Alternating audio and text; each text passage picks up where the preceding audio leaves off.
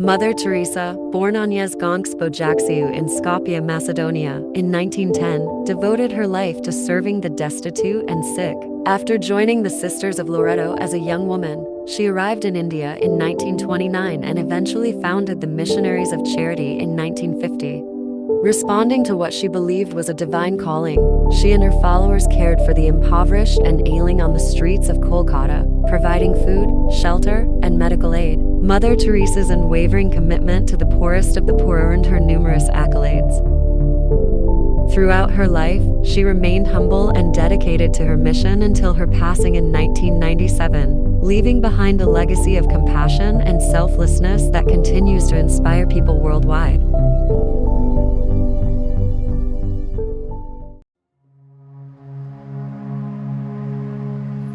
I visited Mother Teresa's mission in Calcutta, where she and her missionaries of charity touched the lives of tens of thousands of vulnerable people.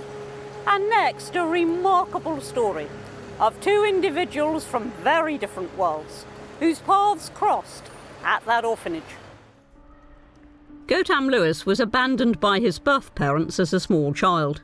He was suffering from polio and was taken in by Mother Teresa. Because of my disability, it meant I couldn't just run around.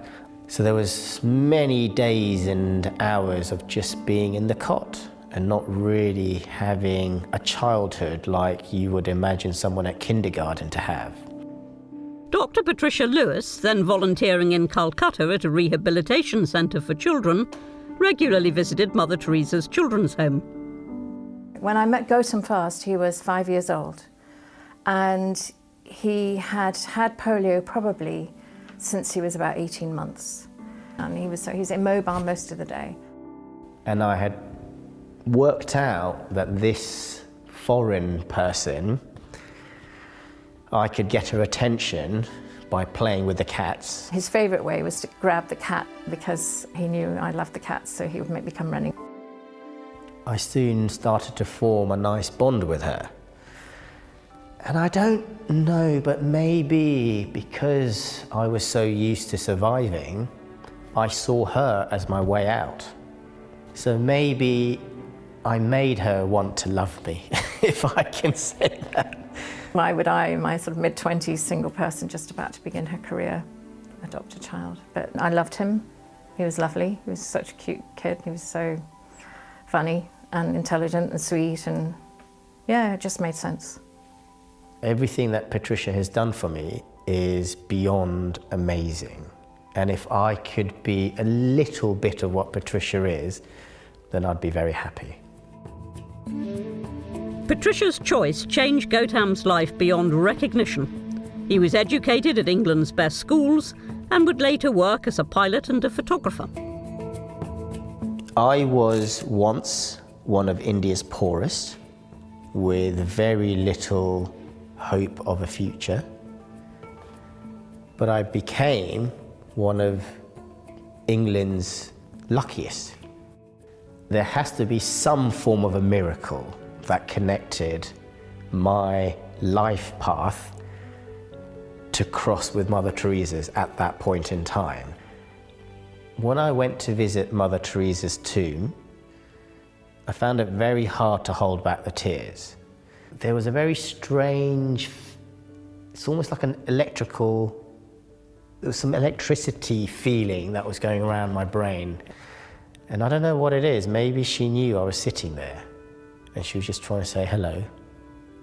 Mother Teresa had this spiritual connection with people, that she saw in them the life of Christ, the suffering, the spirit, and connected with that. And I am just one of thousands of children around the world who has been given a place of feeling safe and loved.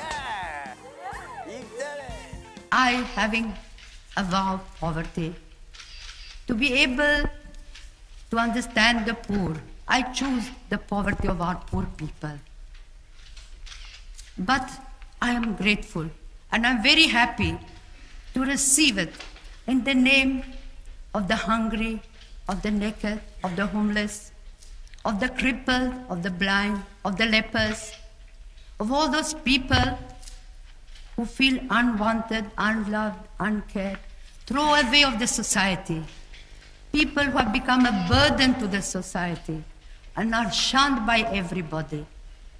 In their name, I accept the award. Today, I ask, with God's grace, we will be able to bring peace in the world.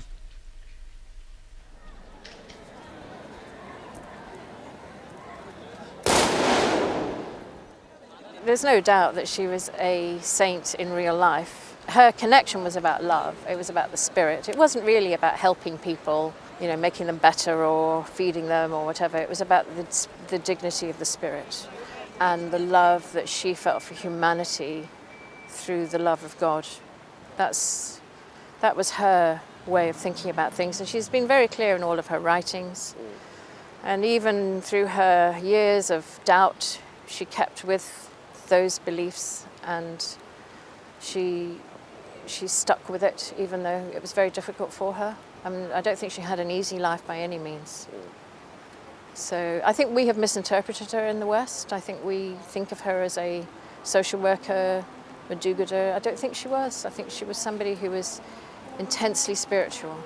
And what mattered to her most was that connection with God and how she found that through other humans.